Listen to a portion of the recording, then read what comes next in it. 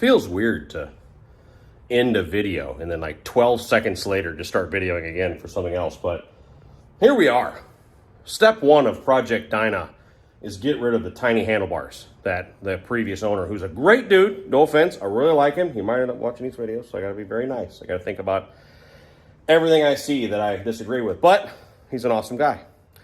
One of the things the previous owner did was put itty bitty handlebars on it. So those got to come off, and we'll put on a set that actually came with the bike, which are just about exactly what I put on this thing in the first place.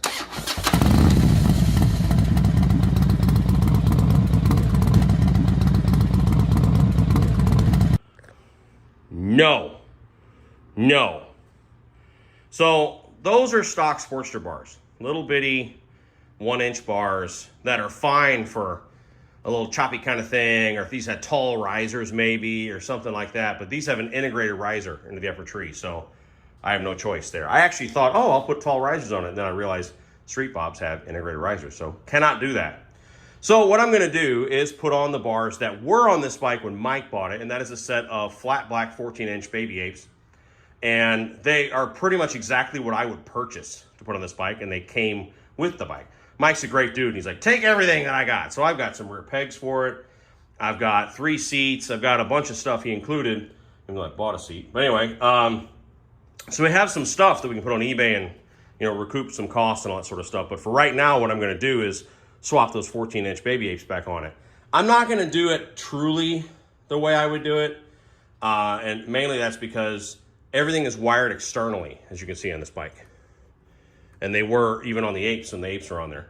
I'm not going to run them internally. I'll see what that looks like, because this is going to be like a 15-minute job. I mean, the hardest part is going to be not losing the brass, you know, ferrules that hold the throttle cable in. That's the cable, right? Yeah, okay. So that's going to be the hardest part. So I'm just going to take off the throttle, take off the controls, and then we're just going to unbolt the bar, you know what I mean, and swap her out. We're not pathing any wires, snaking nothing today, none of that stuff. It's incredibly easy. So I guess I'll just get started here. You just got, like, I think those are T25s, 4 T25s with the clamps, and then another one here, and on the bottom side to take the controls off, and then that's it. I mean, some zip ties to cut, and then, you know, the hex head bolts, they're probably, I don't know, we'll find that real quick. Take the bar off, swap the bar on, and then put it back together. This is not a complicated video, but I'll show you real quick. Not the look we're going for on this guy. I mean, not bad. I get it. And I love that he didn't shorten the lines. They're a little woo right now, but no likey. So we'll take those off. I'll come back in a second when I got the controls off and let you know if anything went wrong, but I don't think so. Might change the levers too. Be a really good way to get rid of a body, wouldn't it? I mean, like just a giant claw. Just, I don't know. I think these things. This is a little glimpse inside of my world. Don't call the cops. Everyone's fine. I'm just saying, like, it'll work. As expected, this is literally 2 minutes later. Yeah, I know I shouldn't just let that hang like that, but it did. 4 T25s, so there, and then the one on the top and the bottom of the switch housing, and then cut the zip ties that were on there. The hardest part is this pain in the rear of the throttle cables. You got to loosen the throttle cables, give them a bunch of slack, get that line out, pop it out, take the ferrules off so you don't lose them, because you're gonna. We put them right there so they'll disappear later. And then, you know, remove the throttle grip. And then I just got 2 more 25s and pull these away, and then it'll just be these 4 bolts, switch the bar, put it all back together. Not hard stuff, but if you haven't done this before, it can be intimidating, I'm sure. Done, finished, perfect. Yeah, so no other issues. I mean, I just backed off that right control, took out the 4 bolts, took the little clamp tops off. Again, these have integrated clamps, so you can't put, you know, risers or whatever on it, which really sucks. I wonder why they did that. Maybe save a couple bucks or something. I don't know, but let me throw that other bar on, and we'll be done here in a few minutes. Who the hell invented the little brass ferrule throttle cable assembly? Whoever they are, they need to be boiled in their own pudding. I mean, like, for the love of Christ, I forgot. I haven't done that in a while. Like, it's the way that the old Softail is, and this, that, and the other. But, you know, I guess the cables were longer on the Softail, or a little tighter on this guy. Damn, I forgot what a pain in the butt that is. So, all done, all on there. Took me with a couple stops and dropping screws, and I only dropped the ferrule once, which is impressive. And I found it immediately, which normally those hit the ground and then disappear to the bowels of hell and you never see them again. So Found them and all that stuff, all in there fine. Hardest part actually was mounting up the bar, tightening it, and then realized I had to loosen it again to get the cables to give me the slack that had been shoved down on the bike when they put the shorty bar on. So anyway, all on there fine and dandy. I don't mind the cable sitting out, to be honest.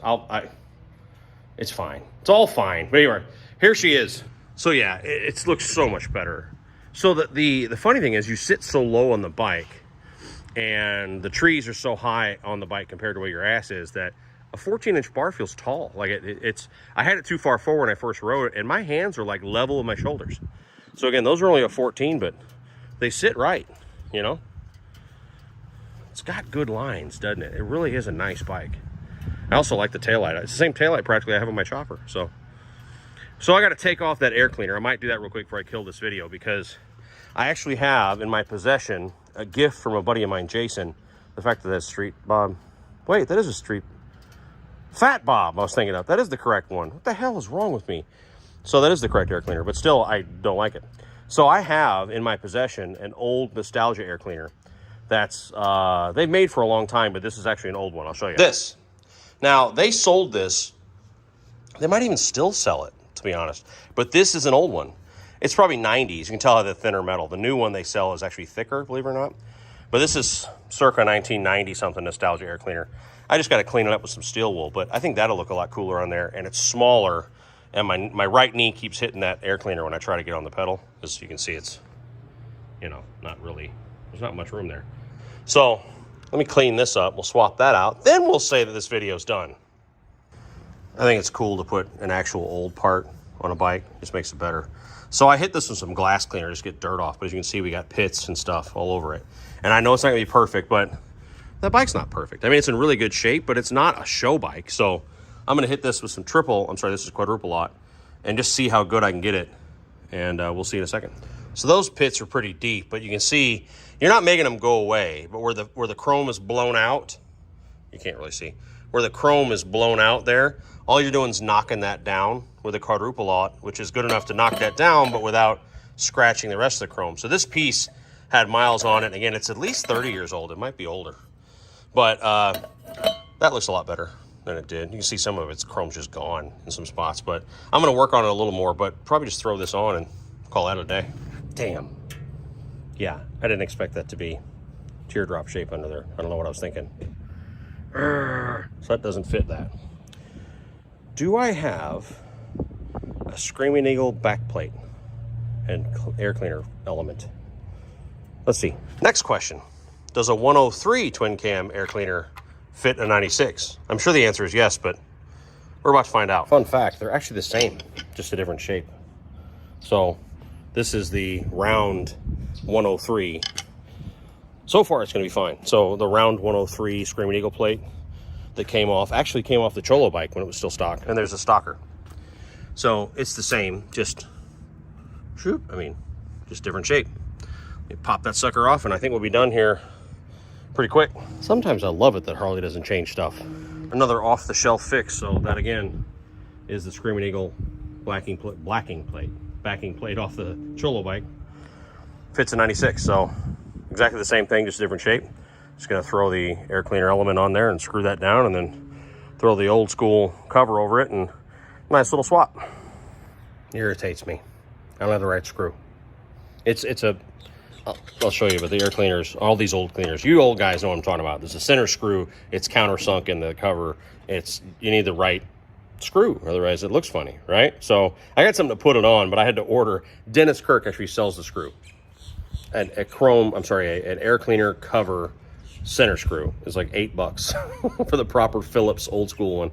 So I've got a big old hex head guy that's the right pitch and everything, right thread. It's just going to look goofy on there until the screw gets here, but yeah, no, it's what it is. That's what I'm talking about. The screw is countersunk in there. Could I go to the hardware store? Probably, but I actually just ordered one that, S&S sells. So that's going to look stupid for right now, but when the proper screw is here, I can't believe I don't have one. I mean, in my box of goodness, I thought for sure there'd be one in there, but there just isn't. So let me throw this on for now as a temporary fix, and then change the screw out when it gets here.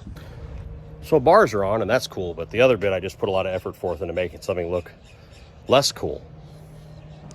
So you can see where I'm going for, and when that screw gets here, it'll look a lot better, but that's better. That, and I think it's more practical. I think I can get my leg around that cover better than that big old teardrop. So anywho, cool to have a 30-year-old cover on that bike. Again, my buddy Jason gave me that. He does like old shovel FLHs and stuff, but bars are awesome. The funny thing is how I'm putting it back to what Mike didn't want. So next steps, again, we have some extended rubber pegs to go on there to make it more rideable. I might put a no shit pedal on it. I just realized I have a brass shifter peg in the garage. I think will fit that. It's also longer, so that'll be better. We're gonna put those back to where they go from stock. Have some proper custom dynamics lights in there, front and rear, change the headlight out. And then we're just gonna have a little fun on it. I mean, also, I'm sorry, we're gonna clean up the spokes and, you know, fix those forks, make them look right. And then we'll be putting the ST fairing on it here pretty soon. So it's gonna be a pretty badass little bike. So as those TV people say, stay tuned. If you're not a subscriber, please hit that. That way you'll know when videos come out and all that sort of stuff, and the thumbs up and the likes and all that. Even insults are fine. So, all right. Love you all to death. Take care of each other. We'll talk real soon. Bye.